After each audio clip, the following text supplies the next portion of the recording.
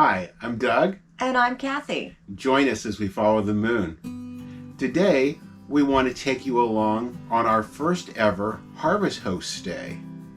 Now, we are getting ready to plan our trip to Red Bay, Alabama, and we decided to join Harvest Host, which we'd never been a member of before. We got the Harvest Host, the basic package, plus the golf course package. Really looking forward to this.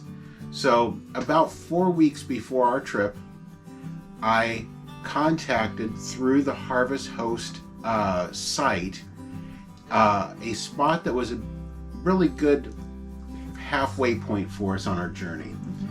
And it was called Southern Grace Lavender Farm.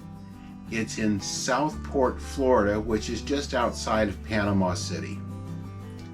I'm a huge fan of lavender, and I was so excited about this. I just saw fields of lavender everywhere. It was so exciting. We started following them on Facebook, and it looked like it was really going to be exciting. We were really pumped about this. This was one of the highlights for us on our way up to Red Bay. So I had tried to call them. They don't accept phone calls. They texted me back, said fill out the form online, they would get everything taken care of. Never having stayed at a Harvest Host, and especially this one being a little bit unique, I had some questions. They did offer 1 or 2 sites, I believe, that were 50 amp. They were a $10 additional, and I wanted to have the 50 amp if it was available, so I put in the request, please let us know if it is available. Asked them a couple of other questions that we had. One was, they are open from 10 in the morning to 4 in the afternoon, but they put their Harvest Host times as 4 in the afternoon to 10 in the morning. In other words, they wanted you, it appeared to be in after their business hours, and we wanted to be able to go in and patronize their business. So I asked, what time could we get there by? I never got a reply to any of the questions. So we just thought we would shoot blindly with it and take off. So when we left here, we put the address in our GPS and away we went. And it went downhill from there. We had a phone number that we were supposed to text only. About a half hour before we got there. So we were just getting off of Interstate 10 and was about 35 miles south of 10. And so I had Kathy go ahead and text them that we were on our way. We'd be there in about 30 minutes. Never heard anything back. We just continued to drive.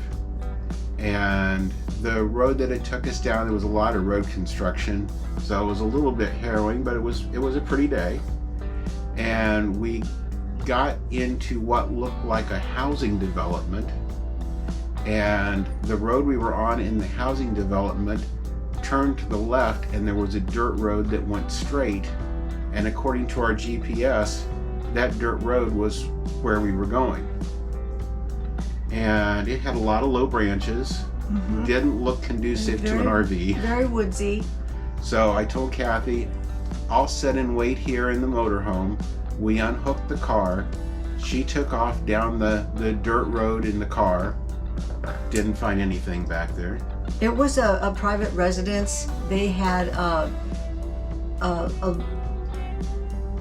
their home. There were vehicles around. They had their small livestock, chickens, in a thing, and it was a lot of land, but there was no sign of any lavender or a lavender shop, or and there was no one around. I went up to the door, knocked. No one ever answered. In fact, there were a couple of different vehicles and no one ever answered. The road did look like it would be almost impossible for us to get down there. There were no other motorhomes. And it was pretty obvious it was not where we wanted to be. And so in the meantime, I tried calling the number a couple times, even though we were told to text only, but we weren't getting any response to our text. So when I called, it came back and said that the number was restricted and hung up. So now we're in the middle of this housing community. We have no idea where we're supposed to be. The GPS is not taking us to the right spot. We can't get a hold of the harvest host. There's no signs that we've seen anywhere along the way for the business. And it starts raining. And it starts raining pretty hard. So I decided we had to do something. So I went to the phone and I went to Google Maps and put the address in, and it routed me back about 2 miles back behind where we had been. So thought we'll try that.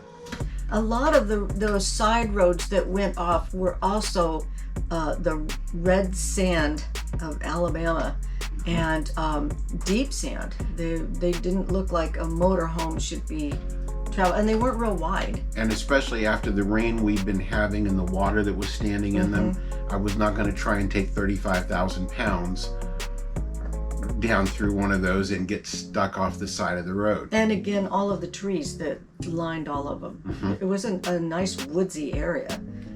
So at this point, we really didn't know what to do. I followed the Google Maps. It went up to, ironically, it was called Sandy Road, which it lived up to its name, standing in water. That there's no way this is going to happen. So I kept following the road away from there, and we came up to the first intersection. There was a little gas station there with a big canopy, and I got myself around that, but then ended up and had to back around and back around and back around to get ourselves out of it. But we must have sat in that gas station for 20 or 30 minutes. Now, while he was working his way around it, I also parked and went inside and asked a couple of different people in there if they even knew about this lavender farm, and nobody had any idea. They'd never even heard of it. So we were frustrated. I especially had been so looking forward to it, and I'd had requests from other people that wanted to have something be brought back from there. So and again, I love lavender, so I was. She had a couple requests in too. Yeah, I was real disappointed. So again, we haven't heard anything. We've sat in this gas station parking lot for probably 20 minutes. So get the motorhome shoehorned around the canopy and get ourselves back out and on the road. Take the 35-mile drive back up to I-10. We go maybe 5 or 10 minutes on I-10. We come to a rest area. Stop at the rest area. We still haven't heard anything back. We still haven't been able to get in contact with anybody. Started making some calls to some area RV parks. There was one RV park, and I don't unfortunately remember the name of it, but they had billboards all over I-10. Called them.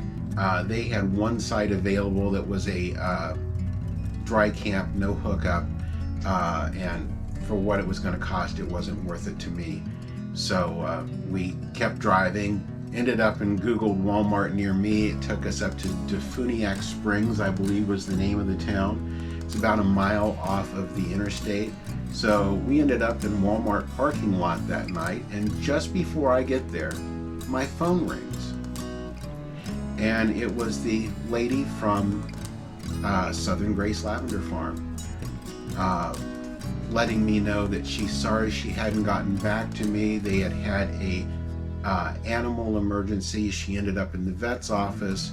I don't know if she had her phone off, what the situation was, but I feel for what she was going through, definitely. But then she makes the comment that, well, I've got a 50 amp site reserved here for you, which was $10.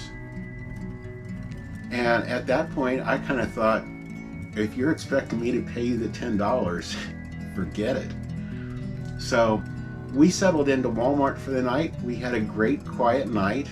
We parked right beside a island, and that's an issue where we wouldn't normally put a slide out, but we did run our one front slide out, so it was easier to get into the kitchen, the refrigerator, but we just ran the one of the four.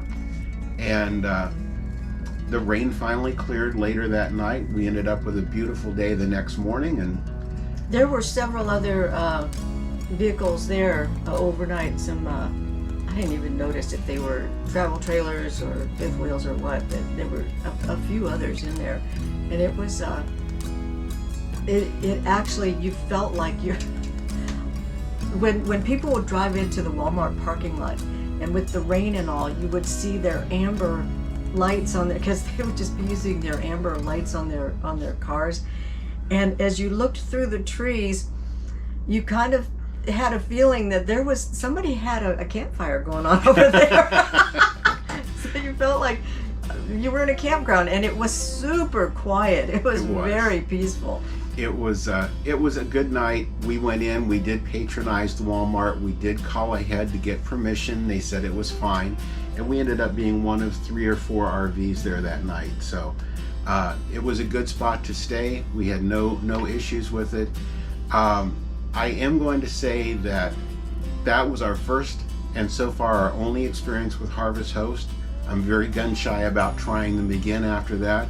My recommendations to any of you out there is, whether you're using Harvest Host or any other app site like that, be sure you've got a way to actually contact them. And when it's a business without a business phone, that probably should have been my first sign to have just chalked that one up in the beginning and not went forward. But on that same side, with Harvest Hosts, we had a couple of issues when we first set up our account with them. There was no phone number. There's no way to contact them. I emailed them. I waited for 2 weeks and never got a response. I finally emailed them a second time, and still haven't received a resolution from them. So I've got a little bit of a sour taste towards the whole Harvest Host experience. Hopefully that will change for us in the future. Once the dust kind of settles, we may give it another try, but I would say if you have a communication issue with any place, whether it's Harvest Host or anything, always kind of have a backup plan. And I know that I've heard that some places are now having Walmart. I believe in Texas they said that Walmarts are not allowed to let people stay in their parking lots. I'm not positive, but I'm pretty sure that's what I read. Quite a few Walmarts. And so, have a backup plan. If you have RV parky or something like that, so that you can you're not stuck for the night. Because one of the things in a lot of the rest stops, you will see signs that there's no overnight parking. So you do want to make sure that you've got a backup plan. So lesson learned for us, we did not have a good backup plan. We were banking on that Harvest Host for a month before we went on our trip. Shame on us for that. We now know better. We now run 2 different GPSs all the time when we're going, to see if the paths go in different directions, and we have a plan for that. So we're passing this along to you as shame on us for what happened this time. We've taken steps so it doesn't happen again. We're giving you those steps to hopefully help make your trip smoother, safer, and a lot less stressful. So with that, we want to thank you for joining us today.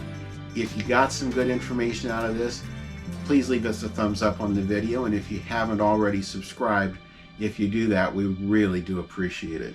Yes. And thank you for following us as we follow the moon. Thanks a lot. Thank you for watching this video. We hope you've enjoyed it. Please be sure to subscribe to our channel and be sure to ring the notification bell so you'll know when we have new videos listed. Also, be sure to check out our blog at followthemoon.us, and also our Facebook page at Follow the Moon, and on Instagram at Follow the Moon Travel. Thanks.